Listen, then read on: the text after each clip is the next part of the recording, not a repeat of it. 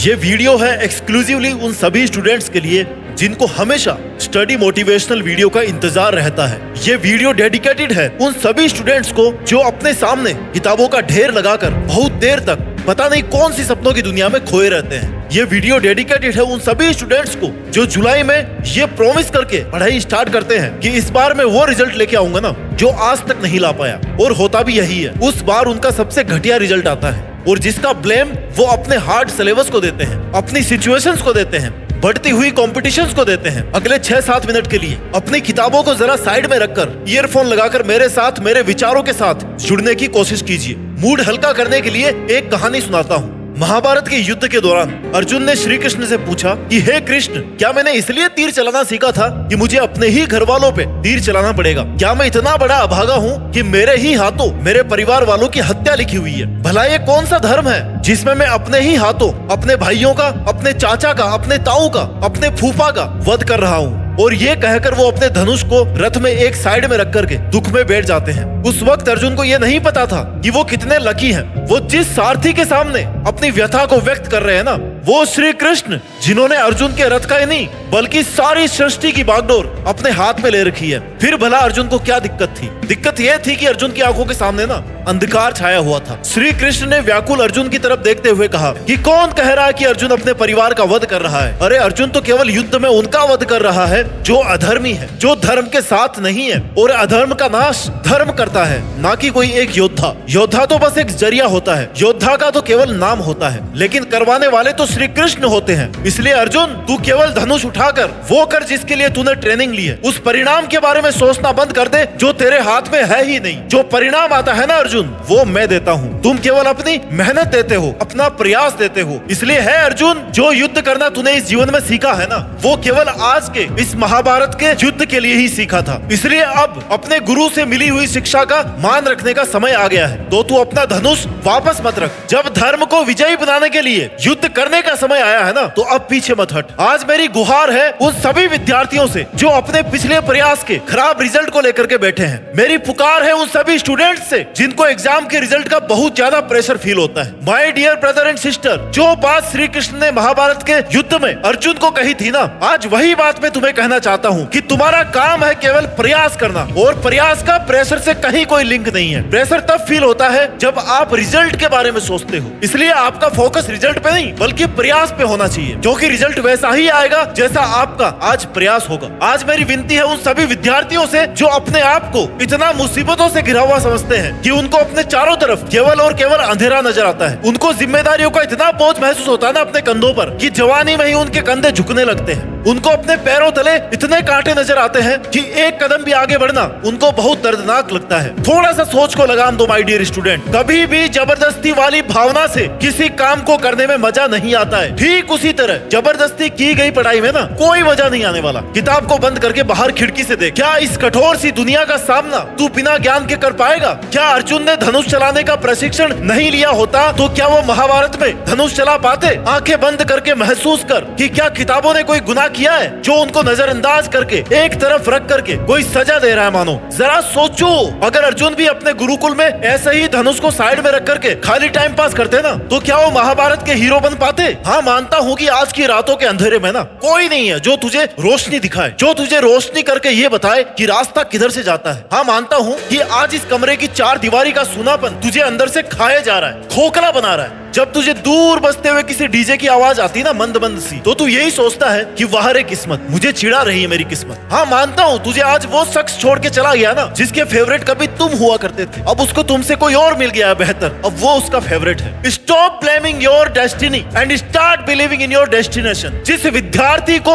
आप टॉप करते हुए देखते हैं ना, ये वही विद्यार्थी था, ये वही स्टूडेंट था जो सुबह तब उठता था जब इस सारी दुनिया में सन्नाटा छाया रहता था, और जब केवल एक आवाज उसको सुनाई देती थी। वो थी उसके कमरे की दीवार घड़ी। उसमें टिक टिक की आवाज आती थी। उस घड़ी की सुइयां मन ही मन मुस्कुराती थी और उससे कहती थी मानो कि चाहे सो, चाहे जागो, चाहे पढ़ो या नहीं पढ़ो, अच्छा करना है या खुद के साथ बुरा करना है, मैं हमेशा चलती रहूंगी। जो मेरी सुइयों के साथ कदम मिला के चलेगा उसको मैं आबाद कर दूंगी, और जो समय को बर्बाद करेगा उसको मैं उससे भी ज्यादा बर्बाद कर दूंगी। और तब इस स्टूडेंट को समझ में आता है कि उसका रातों को जागना कितना नेसेसरी अननेसेसरी है। इस स्टूडेंट का कॉम्पिटिटर कोई और नहीं है बल्कि वो खुद है। किसी एग्जाम में सबको हराने के लिए सबसे पहले खुद के आलस को हराना पड़ता है। वो खुद कल क्या था और खुद आज क्या है। कल उसको कितना आता था और आज इसको कितना आता है। कल उसने कितनी पढ़ाई करी थी और आज कितनी और पढ़ाई करना बाकी है। आपके कॉम्पिटिटर आप खुद हो। आज तुम्हें अपने विद्यार्थी जीवन में ऐसा महसूस हो सकता है कि तुम्हारे पास सब कुछ क्यों नहीं है, तुम्हारी जिंदगी में क्यों कोई लव स्टोरी नहीं है, तुम्हारी जिंदगी में कोई एडवेंचर क्यों नहीं है, मस्ती क्यों नहीं है। इसलिए नहीं है मेरे भाई कि ये सब नॉनसेंस है, बकवास है। सोशल मीडिया ने तुम्हें गुमराह बना रखा है। रील्स देख देख के तुम्हारे दिमाग में कील ठुक गई है। आशिकी से पेट नहीं भरता,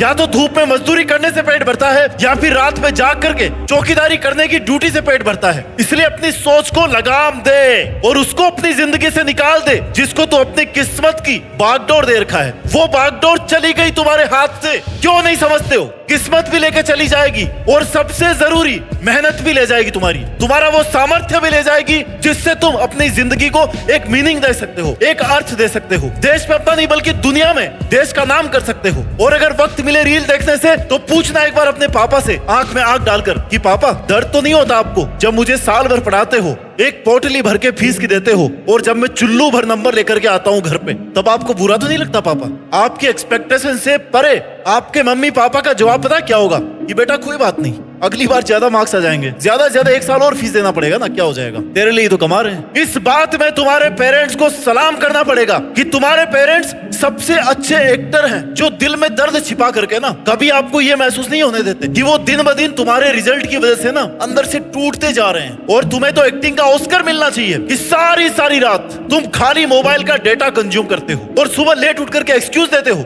मम्मी रात को लेट तक सोया था, मम्मी रात को बहुत लेट तक पढ़ाई करी थी। नौटंकी चल रही है क्या कि जो सबसे ज्यादा नौटंकी करेगा उसको रात को 1 लाख रुपए दिए जाएंगे अवार्ड में। आपके माँ बाप आपके लिए पढ़ाई करने के दरवाजे खोल सकते हैं लेकिन उसमें घुसना तो आपको ही पड़ेगा माय डियर। जो ये बोलते हैं ना कि कंपटीशन बहुत ज्यादा हो गई है, उनको मैं यही बोलूंगा कि अगर कंपटीशन ज्यादा हो गई है ना तो 2 साल और रुक जाओ।